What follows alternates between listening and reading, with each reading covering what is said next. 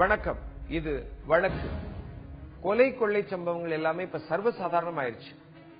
ஈரோடு பக்கத்துல ஒரு பெண் நிர்வாண நிலையில ஏரியில சடலமா கிடந்தாங்க. யார் அந்த பொண்ணுன்னு அடையாளம் காண முடியாத அளவுக்கு சிதைஞ்சு போயிருந்தது அந்த உடல்.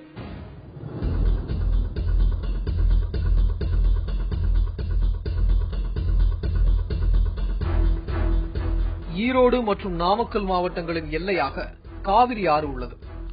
தண்ணீர் ஓடாததால் பாறைகளும் மணல் மேடுகளும் ஆங்காங்கே சில இடங்களில் குளம் போல் தண்ணீர் தேங்கி கிடப்பதையும் மட்டுமே பார்க்க முடியும்.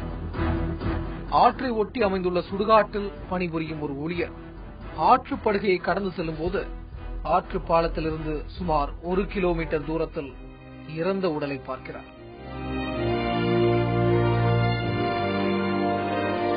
நிர்வாண நிலையில் இருந்த அந்த பெண்ணிற்கு சுமார் 40 வயது இருக்கும். கால்கள் தண்ணீரிலும் உடலின் மேல் பாகம் நிலத்திலும் தலை நசுங்கியும் கிடக்கிறது. யாரோ அவர் தலையில் பெரிய கல் ஒன்றை போட்டிருக்கிறார்கள். அந்த உடலின் அருகிலேயே அந்த பெண்ணின் ஆடைகளும் ஒரு மது பாட்டிலும் கிடக்கிறது. உடனே போலீசுக்கு தகவல் கொடுக்கிறார் உடலை பார்த்தவர். ஈரோடு கருங்கல் பாளையம் காவல் நிலையத்தைச் சேர்ந்த போலீஸ் சடலம் கிடந்த இடத்திற்கு வந்து பிரேதத்தை கைப்பற்றி மருத்துவமனைக்கு அனுப்புகிறது. காவிரி ஆற்றுப்படுகையில் இது போன்ற ஒரு கொலை நடந்திருப்பது அந்த பகுதியையே பரபரப்புக்கு உள்ளாக்கியிருக்கிறது. ஒவ்வொருவரும் ஒரு கதையை சொல்கின்றனர்.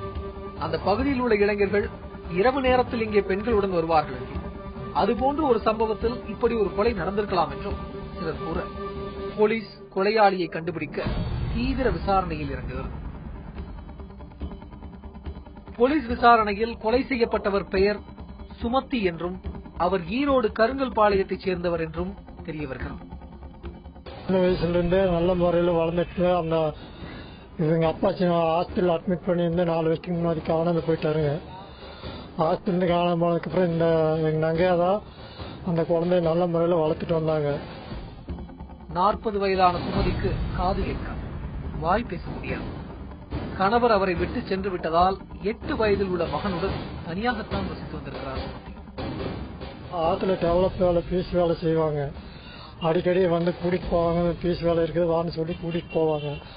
யதார்த்தமா போயிடுவாங்க.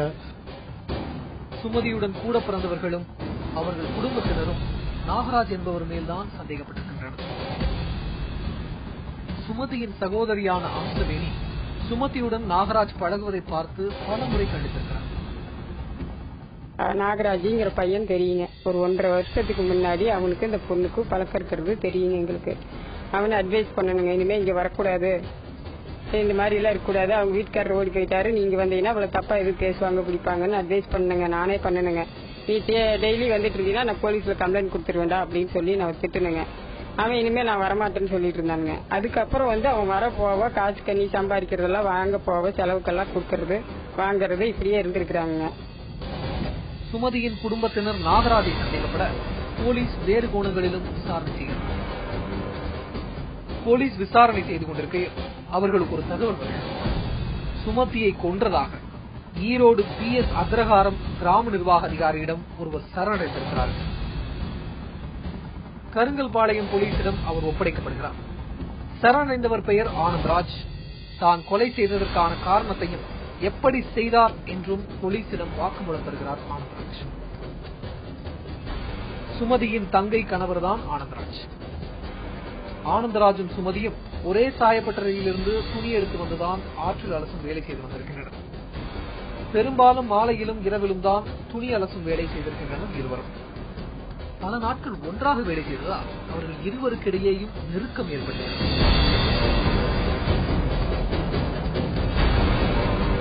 ஒரு கட்டத்தில் தன்னை திருமணம் செய்து கொள்ளுமாறு சுமதி கூற, தனக்கு தனியாக ஒரு குடும்பம் இருப்பதால் அது முடியாது என்று கூறியிருக்கிறார் ஆனந்த்ராஜ். சம்பவம் நடந்த இரவு சுமதியும் ஆனந்த்ராஜும் காவிரி ஆற்றுக்கு சென்றிருக்கின்றனர். திங்கட்கிழமை சாயந்தரம் 5:30 மணிக்கு வீட்டுல எல்லா வேலையும் முடிச்சிட்டு தண்ணி பிடிச்சி வச்சுட்டு குளிச்சுட்டு சீலை கட்டிக்கிட்டு இந்த அவங்க பையன்கிட்ட மட்டும்தாங்க அந்த பொண்ணு சொல்லிட்டு போயிருக்குது. நான் இங்க போயிட்டு வரேன், பாத்துக்க, வீட்டை பாத்துக்க, சாவி கடையில இருக்குதுன்னு அந்த பொண்ணு இந்த பையன்கிட்ட மட்டும் தான் சொல்லிட்டு போயிருக்குது. வெகு நேரம் அங்கே ஒன்றாக இருந்திருக்கின்றனர். அந்த சமயத்திலும் தன்னை திருமணம் செய்து கொள்ளும்படி செய்கை மொழியால் கூறியிருக்கிறார் சுமதி. சுமதியின் வற்புறுத்தல் தாங்காத ஆனந்த்ராஜ் அவர் கழுத்தை நெரித்து கொன்றதுடன் பெரிய கல் ஒன்றை எடுத்து சுமதியின் தலையில் போட்டுக் கொண்டிருக்கிறார். இதன் பின் மாயமாகி போகிறார் ஆனந்த்ராஜ். தற்போது ஆனந்த்ராஜ் நீதிமன்ற காவலில் இருக்கிறார். சுமதியின் 8 வயது சிறுவனான சதீஷ்குமாருக்கு தற்போது தந்தையும் இல்லை, தாயும் இல்லை. வாய் பேச தெரியாதுங்க, காது கேட்காது. இந்த வாயில்லா ஜீவனை இந்த மாதிரி பண்ணியிருக்கிறாங்க. அந்த பையனுக்கு அப்பாவும் இல்லை, இப்ப அம்மாவும் இல்லைங்க. அந்த பையனுக்கு ஆதரிக்கிறது எங்களை விட்டா இப்ப வேற யாரும் கிடையாதுங்க. அம்மா 3 நாளா காணோம். 3 மணிக்கு சீமனம் வாங்க போனாங்க. எங்க ஆயா வர சொல்லிச்சு, அதனால இன்னும் வரல. 4 மணில இருந்து எங்க வீட்டுக்கு போனேன், அங்க காணோம் வீட்டுல. என்னோட வாழ்க்கை கேள்விக்குறியாச்சு. எனக்கு 5 குழந்தைங்க.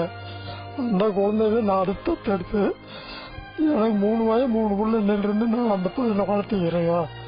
அவ்வளவுதான் என்னால சொல்ல முடியும்.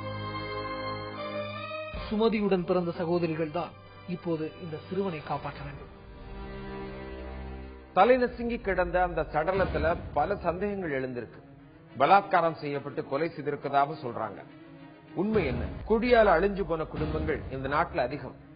எத்தனையோ பிரச்சனைகள் உருவாகிறதுக்கும் இந்த குடிதான் முக்கிய காரணமா சொல்லப்படுது.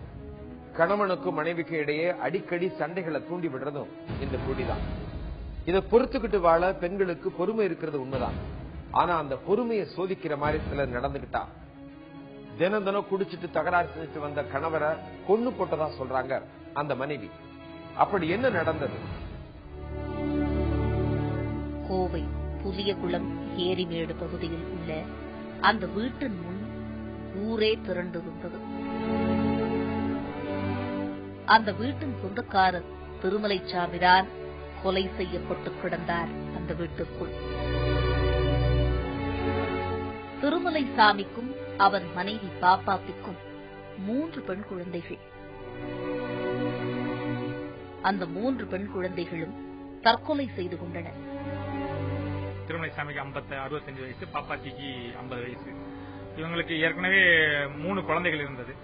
அது 3 பேருமே சூசைட் பண்ணி இறந்து போனாங்க. முத பொண்ணு 2 குழந்தையோட சூசைடு, 2வது ஒரு பொண்ணு தீ வச்சுட்டு இறந்து போச்சு, 3வது பையன் இறந்து போச்சு. இவங்க 2 பேரும் தனியா இருக்கிறாங்க. தங்களின் 3 குழந்தைகளும் தற்கொலை செய்து கொண்ட வேதனையில் வாழ்க்கையில் ஒரு பிடிப்பே இல்லாமல் தான் வாழ்ந்து கொண்டிருந்தனர் இருவரும். அதே ஊரில் உள்ள ஒரு ஒர்க் ஷாப்பில் வேலை பார்த்து வரும் திருமலைச்சாமி வீட்டிற்கு சரியாக பணம் கொடுக்காமல் இருந்ததாலும் வேறு பல காரணங்களாலும் கணவன் மனைவிக்கிடையே அடிக்கடி சண்டைகள் வந்து கொண்டிருக்கின்றன. தனது கணவரால் நிம்மதி இழந்த பாப்பாத்தி அவரை கொல்ல முடிவு செய்கிறார். தனது கணவரை கொல்ல திட்டமிட்ட பாப்பாத்தி பொள்ளாச்சியைச் சேர்ந்த பழனிச்சாமி என்பவரை சென்று பார்க்கிறார். இவரை இவருடைய தொந்தரவு தாங்க முடியாது, இவரை தீர்த்து கட்டிடணும் அப்படின்னு சொல்லிட்டு இந்த அம்மாவுடைய பாப்பாத்தியுடைய ஊர் பொள்ளாச்சி பக்கம், சோமந்திர பக்கம் சித்தூர். அங்க உள்ள இவங்களுக்கு தெரிஞ்ச ஒரு நபர் பழனிசாமி இருக்காரு. அவர் ஏதோ ஏற்கனவே 2 தடவை அடிதடி கேஸ்ல அவர் ஜெயிலுக்கு போயிருக்காரு போல தெரியுது. அந்த ஆளுக்கு அவர்கிட்ட போய் சொல்லியிருக்கு, அவர் தீர்த்து கட்டுறேன் அப்படின்னு சொல்லிட்டு அவர் எனக்கு 1 லட்சம் ரூபாய் கொடுத்து கேட்டிருக்காரு. பாப்பாத்தியும் பழனிசாமியும் திருமலைசாமியை கொல்வதற்கு ஒரு நாளை தேர்வு செய்கின்றனர். 9 மணிக்கு 2 பேர் அவரை போன் பண்ணி வர சொல்லி உப்படம் பஸ் ஸ்டாண்ட்ல சந்திக்கிறாங்க. சந்திச்சுட்டு அவர் சொல்ற ஒரு தூக்க மாத்திரை போட்டு நீ கொடுத்துரு, அவர் தூங்கிடுவாரு, அப்படி கொலை பண்ணலாம் சொல்றாரு பழனிசாமி. கடந்த 17ஆம் தேதி இரவு வீட்டிற்கு சென்ற பாப்பாத்தி தூக்க மாத்திரை கொடுத்து அயர்ந்து தூங்கச் செய்கிறார். நைட்டு படுக்க போறா அவர் சாப்பிட 2 பேருக்கு சண்டை வருது, இருந்தாலும் சாப்பிடாம படுக்கிறாரு. சரி சாப்பிடுங்க அப்படின்னு தாஜா பண்ணி ஒரு டீயை போட்டு தூக்க மாத்திரை கலந்து கொடுத்துட்டு ஒரு 9:30 மணி சுமாருக்கு இந்த பழனிசாமி இங்க வந்தவரை வீட்டுக்கு கதவு திறந்து வச்சு வீட்டுக்கு வந்துறாரு. திருமலைசாமி தூங்கி போய்விட ஒரு நைலான் கயிறுடன் உள்ளே நுழைகிறார் பழனிசாமி. திருமலைசாமியின் கால்களை பாப்பாத்தி பிடித்துக் கொள்ள தான் வைத்திருந்த நைலான் கயிற்றால் திருமலைசாமியின் கழுத்தை நெரிக்கிறார் பழனிசாமி. துடிதுடித்து இறந்து போகிறார் திருமலைசாமி. 2 பேரும் சேர்ந்து அவர் அங்கிருந்து ஒரு கயிறு கொண்டு வராரு, நைலான் கயிறு கொண்டு வராரு. இவர் நல்லா தூக்கு மாத்திரை தூங்குனனால இந்த அம்மா காலை பிடிச்சிக்கிட்டு அந்த அம்மா அவர் வந்து கழுத்துல அந்த நைலான் கயிறு போட்டு இறுக்கி கொலை பண்ணிடுறாங்க. அதே இரவில் அங்கிருந்து ஓட்டம் எடுக்கிறார் பழனிசாமி. மறுநாள் காலை வீட்டின் முன் பாப்பாத்தி அழுது கொண்டிருக்க அக்கம் பக்கத்தவர்கள் அவரிடம் வந்து காரணம் கேட்க தனது கணவருக்கு என்னவோ நடந்து விட்டது என்று கூறுகிறார். நான் காலையில எந்திரிச்சு வர்றப்பங்க 7 மணி இருக்கு, 5:45 இருக்குங்க. வர்றப்ப அந்த அம்மா அழுது உட்கார்ந்து இருந்தது. ஏமா அழுதுங்காக்க என் புருஷன் செத்து போச்சுன்னு சொல்லலாம். அந்த அம்மா எந்த கெட்ட வெடிக்கை இல்ல, வாய் அடிக்கு, நாரு சண்டை போடு, தண்ணி 50 குடம் தண்ணி செமக்கும். அது நாங்க அந்த அம்மா வந்து நல்ல பொம்பளைன்னு சொல்லி நாங்க ஏர்மேட்ல வளர விட்டுட்டோம். அன்னைக்கு தெரிஞ்சிருந்தேன்னா அந்த அம்மா நானே கொண்டு இருப்பேன். 2 மணிக்கு செத்து போயிட்டானே, அக்கம் பக்கத்து காலத்துல சொல்லி இருந்தீங்கன்னா எல்லாரும் தூக்கி ஆஸ்பத்திரியில பாத்துருப்பாங்கல்ல, நீ அதையே சொல்லல அப்படின்னு நானும் கேட்டேன். கேட்டதுக்கு அவ சொல்றா எனக்கு தெரியாது, அந்த அப்பவே போயிடுச்சு, இனி ஆஸ்பத்திரி கொண்டு போய் என்ன பண்றது நானு அப்படின்னு அவ சொல்ல. சத்தம் போட்டு எல்லாரும் அழுதங்காட்டி எல்லாரும் அக்கம் பக்கத்துக்காரல ஒடியாந்தாங்க. ஒடியாந்ததுக்கு எல்லாரும் கேட்டதுக்கு எனக்கு தெரியாது, நானும் ஒண்ணுமே தப்பு செய்யல, அந்த கடவுளுக்கு தான் வெளிச்சம், எனக்கு நான் தப்பே செய்யலின்ட்டான். வீட்டினுள் சென்ற அனைவருக்கும் அதிர்ச்சி. திருமலைசாமி இயற்கையாக மரணம் அடைந்தது போல் தெரியவில்லை அவர்களுக்கு. நான் வந்து 6:30 மணிக்கு இறந்துட்டாங்கன்னு சொல்லி கேள்விப்பட்டு வீட்டுல போய் பார்க்க போகும்போது அவர் கட்டில படுத்திருந்தாரு. கட்டில படுத்து துண்டு வந்து ஒரு மாதிரி போட்டிருந்தது. அப்ப பார்க்கும்போது கழுத்துல வந்து கயிறு இருக்கிற மாதிரி ஒரு அடையாளம், திருமலைசாமிக்கு வந்து அடையாளம் இருந்தது. உடனே போலீசுக்கு தகவல் கொடுக்கின்றனர். காலையில 6 மணிக்கு இந்த மாதிரி இறந்து போயிட்டான்னு சொல்லி என்னை வந்து ஒரு கூப்பிட்டு வந்தாங்க. கூப்பிட்டு வந்து பார்க்கல இந்த அம்மா முன்னாடி உட்காந்துட்டு இருந்து அழுதுட்டு இருந்துச்சு. என்னன்னு கேட்கல, இந்த மாதிரி ஹார்ட் அட்டாக்ல செத்து போயிட்டாப்ல அப்படின்னு சொல்லி சொன்னாப்ல. அப்புறம் உள்ள போய் பார்க்கல கழுத்துல வந்து காரை இருந்ததுனால நானும் இந்த ஏரியா தலைவர் செல்வராஜ் 2 பேரும் ஸ்டேஷன் போய் கம்ப்ளைண்ட் கொடுத்தோம். பக்கத்துல ஒரு செல்வராஜ் இருக்காரு, அவரு போய் பாக்குறேன், இந்த மாதிரி வீடு திறந்து என்னன்னு பாக்குறேன். இவர் போய் பார்த்தா இறந்து கிடக்கிறாரு. கழுத்துல அந்த நைலான் கயிறு இருக்கிற காயங்கள் இருக்குது. அவரு காவல் நிலையத்துக்கு புகார் கொடுக்கிறாரு. போலீஸ் வந்து பிரேதத்தை கைப்பற்றி பாப்பாத்தியையும் விசாரிக்கிறது. விசாரணையில் உண்மையை உளறி விடுகிறார் பாப்பாத்தி. சந்தேகம் வந்து இந்த அம்மாவை நாங்க போலீஸ் தேடினா இங்க லோக்கல்லே அந்த அம்மா அங்கேயும் சுத்தி இருந்துச்சு. அப்புறம் சாயங்காலம் 6 மணி போல இந்த kidney centre, Ramanathan kidney centre இந்த அம்மா இருந்தப்ப போலீஸ் அரெஸ்ட் பண்ணாங்க.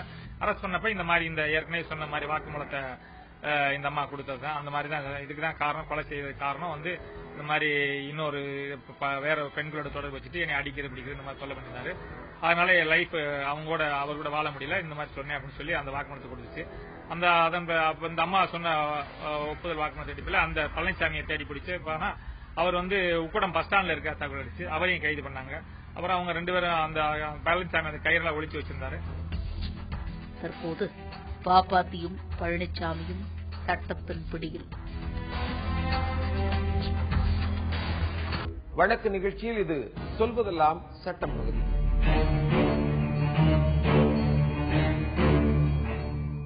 கணவன் தனது மனைவியை வந்து கட்டாயப்படுத்தி உடலுறவு கொண்டால் அது தொடர்பாக அந்த பெண் புகார் கொடுத்தா என்ன மாதிரியான அணுகுமுறை வந்து கையாளப்படுகிறது, சட்டம் அதை எப்படி பார்க்கிறது?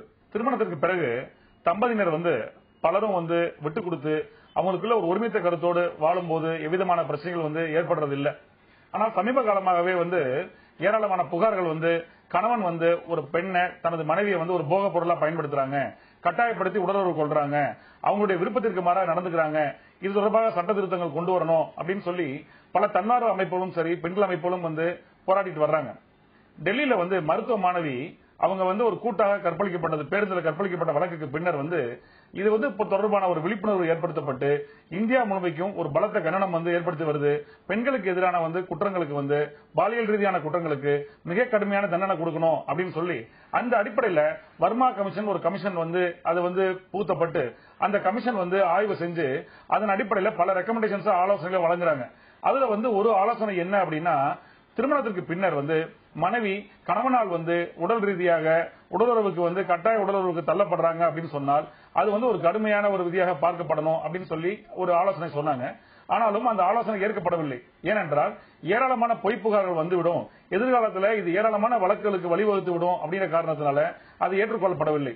172வது சட்ட கமிஷன்லயே இது தொடர்பாக ஒரு விளக்கம் கொடுக்கப்பட்டிருக்கிறது. அதாவது ஒரு ஆண் ஒரு பெண்ணை தனது மனைவியை கணவன் அடிக்கிறார் அப்படின்னா அது எப்படி குற்றமாக பார்க்கப்படுகிறதோ அதே போல கட்டாயப்படுத்தி உடலுறவு கொள்றாரு அப்படின்னு சொன்னா அது ஒரு குற்றமாக பார்க்கணும் அப்படின்னு சொல்லி சட்ட கமிஷன்ல பரிந்துரை பண்ணியிருந்தா கூட அது இன்றளவும் அது ஏற்றளவில் தான் இருக்கே ஒழிய அது சட்டமாக ஆக்கப்படவில்லை. சமீபத்தில் யுனைடெட் நேஷன் பாப்புலேஷன் ஃபண்ட் அப்படிங்கிற அமைப்பு ஒரு கருத்து வெளியிட்டிருக்கிறது.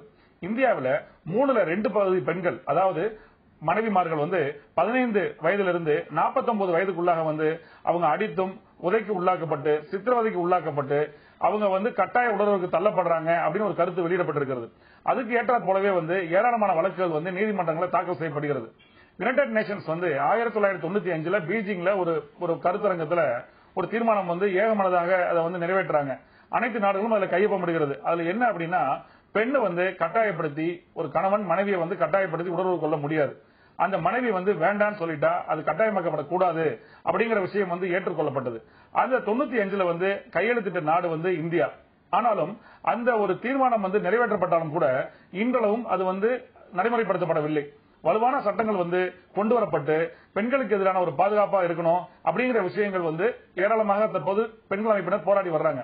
சமீபத்தில் டெல்லி விரைவு நீதிமன்றத்தில் ஒரு வழக்குல ஒரு கணவன் தன்னை கட்டாயப்படுத்தி உடலுறவு கொண்டாரு, தன்னை கட்டாயப்படுத்தி திருமணம் செஞ்சுட்டாரு அப்படிங்கிற விஷயங்களை ஒரு பெண் புகாராக கொடுத்து அந்த வழக்கு விசாரணைக்கு எடுத்துக்கொள்ளப்பட்டது. அந்த வழக்குல விசாரிச்ச விரைவு நீதிமன்றம் என்ன தீர்ப்பு கொடுத்திருக்குன்னா, ஒரு கணவன் மனைவியை கட்டாயப்படுத்தி உடலுறவு கொண்டால் அது குற்றமாகாது அப்படின்னு சொல்லி ஒரு தீர்ப்பு கொடுத்திருக்காங்க.